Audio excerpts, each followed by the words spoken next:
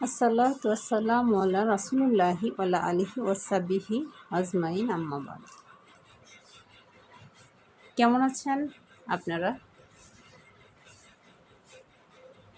আলহামদুলিল্লাহ আমি ভালো আছি। আপনাদের সামনে আবার আরেকটি ভিডিও নিয়ে হাজির হয়ে গেলাম। রমজানের মধ্যে অনেক সময় শরীর খারাপ থাকে, সব সময় ভালো থাকে না, সব সময় সঠিকভাবে হয়তো ভিডিও দিতে পারি না। তা আমার ভিডিও আপনারা যখন পাচ্ছেন ইনশাআল্লাহ দেখতেছেন, আমি সেটা আমি সেটা বুঝতে পারতেছি এবং আমার ভিডিওতে যথেষ্ট আপনাদের সাপোর্ট রয়েছে। আমার ভিডিওটা আপনারা সাবস্ক্রাইব করে দিবেন, কারণ আমি তো সূরা বাকারার বা এর পরবর্তী এই সূরাটি শেষ হলে তো অন্য কোনো সূরা নিয়ে আমি আপনাদের সামনে আসব। এছাড়া বিভিন্ন হাদিস, সাহাবীদের জীবনী, আমি এই বিষয়গুলো রিসার্চ করছি, দেখতেছি, কারণ এগুলোর ব্যাপারে কোনো ভুল তথ্য আপনাদেরকে দেওয়া যাবে না। আমি যতটুকু জানবো, যতটুকু নিজে মানব বা যেটা সঠিক ইসলাম, সেখানে আমি আপনাদের সামনে সেটাই আনার চেষ্টা করব, কারণ কোরআন কখনো ভুল হতে পারে না। পৃথিবীতে বহুত কিতাব আছে যেগুলো পরিবর্তিত হয়েছে। আমাদের ইসলামেরও 4টি কিতাব, বিশেষ করে প্রধান কিতাব রয়েছে। সেই কিতাবের মধ্যে সর্বশ্রেষ্ঠ এবং সর্বশেষকে একদম চূড়ান্ত কিতাব হিসেবে কোরআনকে নির্ধারণ করা হয়েছে এবং আল্লাহ তাআলা এটাকেই মুসলমান এবং মানুষের সমস্ত মানুষের জীবন বিধান রূপে পৃথিবীতে পাঠিয়েছেন, এবং এর বাইরে আর কোনো কিছুই নতুন করে থাকতে পারে না এবং এটার ভিতরে সংশোধনের কিচ্ছু নেই। তাই এখান থেকে যেটাই আমি জানছি সেটা আপনাদের জানাবার চেষ্টা করছি। আপনারা যদি জানতে চান অবশ্যই আমার চ্যানেলটা সাবস্ক্রাইব করে রাখবেন। পরবর্তী ভিডিওটি আপনাদের কাছে পৌঁছে যাওয়ার জন্য আপনাদের কাছে আমার নোটিফিকেশন চলে যাবে। আমি এরপরে আরেকটু সুন্দর করে ভিডিও আপনাদের কাছে পাঠাবার চেষ্টা করব ইনশাআল্লাহ। তো আমরা যেখানে ছিলাম, আমাদের আদম আলাইহিস সালামকে আল্লাহ সুবহানাহু ওয়া তাআলা যতটুকু জ্ঞান দিয়ে পৃথিবীতে পাঠিয়েছেন বা পাঠানোর জন্য ফেরেশতাদের সাথে সে তর্কে বিতর্কে জড়াইছিলেন। ফেরেশতারা তখন আল্লাহর কাছে আত্মসমর্পণ করে বলেছিলেন যে আমরা আপনার কাছ থেকে যতটুকু জ্ঞান জানি তার বেশি আমরা কিছুই পারি না।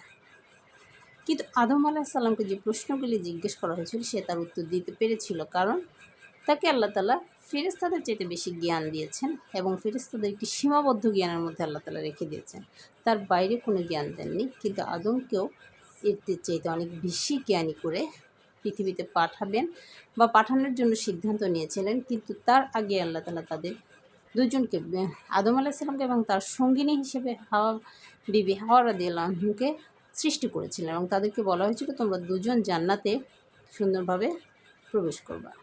কিন্তু তার আগে 34 নম্বর আয়াতে আল্লাহ তাআলা যে কথা বলেছিলেন, ফেরেশতাদেরকে বলা হয়েছিল যে তোমরা সবাই আদমকে সিজদা করো। তো ফেরেশতারা সবাই সিজদা করলো একমাত্র ইবলিস ছাড়া। ইবলিস শুধুমাত্র যে সিজদা করেনি তা না, সে প্রচণ্ড অহংকারী হয়ে উঠেছিল এবং আল্লাহকে বলেছিল আমি ওর চাইতে উত্তম, আমি হচ্ছে আগুনের তৈরি আর আদম হচ্ছে মাটির তৈরি, আমি কখনো আদমকে সিজদা করব না, আমি আদমের চাইতে উত্তম। এই যে অহংকারমূলক কথা বলল, আল্লাহ প্রচণ্ডভাবে রেগে গিয়ে তার উপর তাকে ক্ষতিগ্রস্তদের দলভুক্ত করে দিলেন। ক্ষতিগ্রস্তদের দলভুক্ত বলতে সে কাফের হয়ে গেল এবং আল্লাহর কাছে খুব কঠিন শাস্তির উপযুক্ত হয়ে গেল সে। তাই আল্লাহ তাকে খুব অপছন্দ করলো এবং তাকে জান্নাত থেকে বের করে দিল। এদিকে আদম এবং হাওয়াকে আল্লাহ তাআলা হুকুম করলেন তোমাদেরকে আমি সৃষ্টি করেছি, তোমরা জান্নাতে যেটা ইচ্ছে সেটা ভোগ করতে পারবে, জান্নাতে অনবরত ঘুরে বেড়াতে পারবে, সমস্ত সুখ স্বাচ্ছন্দ্য তোমরা ভোগ করতে পারবে, কিন্তু এই গাছটির কাছে তোমরা কখনো যাবা না, এর ফল তোমরা ভোগ করবা না। কিন্তু শয়তান কি থেমে থেকেছে? শয়তান তাদেরকে বিভ্রান্ত করেই ছেড়েছে, তাদের পদস্থলন করেই ছেড়েছে, জান্নাত থেকে তাদের বের করে ছেড়েছে। ওই গাছের ফল তাদেরকে যেভাবে পেরেছে তাদেরকে ভোগ করাইছে এবং তাদেরকে বিভিন্নভাবে ছলে বলে কৌশলে তাদেরকে সেই গাছের ফল খাওয়ার জন্য সবসময় চেষ্টা থেকেছে এবং একটা সময় সেই ভুলটা আদম এবং হাওয়া করেই ফেলেছে। করার কারণে আল্লাহ সুবহানাহু ওয়া তাআলা তাদেরকে ক্ষমা করেছেন। আদম এবং ইবলিসের ভিতরে ডিফারেন্স একটা, যেটা আর কি পার্থক্য, সেটা হচ্ছে ইবলিস কখনো আল্লাহর কাছে ক্ষমা প্রার্থনা করেনি, আল্লাহর কাছে মাথা নত করেনি, কিন্তু আদম আলাইসাল্লাম যখনই সে বুঝতে পেরেছে সে মারাত্মক ভুল করে ফেলেছে শয়তানের প্ররোচনায়, ইবলিশের প্ররোচনায়, তখন সে আল্লাহর কাছে আত্মসমর্পণ করে বলেছে, আপনি মহাজ্ঞানী, সর্বজ্ঞ, সর্বক্ষমতার অধিকারী, আপনি সঠিক, আমি ভুল করেছি, আপনি যদি আমাকে ক্ষমা না করেন তাহলে আমি ক্ষতিগ্রস্তদের অন্তর্ভুক্ত হয়ে যাব, আপনি আমাকে ক্ষমা করুন। কিন্তু আল্লাহ সুবহানাহু ওয়া তাআলা যে কথা তাকে বলেছে সে কথা খিলাপ করেছে, তাই তাকে বলেছে আমি তোমাকে যেভাবে নিষেধ করেছি সে কথা না শোনার কারণে তোমাকে তো অবশ্যই একটু ছোটো শাস্তি ভোগ করতে হবে, একটি নির্দিষ্ট জায়গায় তোমাকে যেতে হবে, পৃথিবীতে যেতে হবে, সেখানে একটি নির্দিষ্ট সময়ের জন্য তোমাকে ওখানে থাকতে হবে, তারপর আবার আমি তোমাকে সঠিক সময়ে ফিরিয়ে নিয়ে আসবো, তুমি অবশ্যই দুনিয়াতে চলে যাবে, তোমরা দুজনের শত্রু হয়ে গেল। এইভাবে করে তারা একে অপরের শত্রু হয়ে গেল। এমনিতেই শয়তান মানুষের প্রকাশ্য শত্রু, মানুষ কখনো মানুষের শত্রু নয়। তাই বলেছে যে তোমরা দুনিয়াতে চলে যাও একটি নির্দিষ্ট সময়ের জন্য, এবং যখন সময় হবে আমি আবার তোমাদের সঠিক জায়গায় ফিরিয়ে নিয়ে আসবো।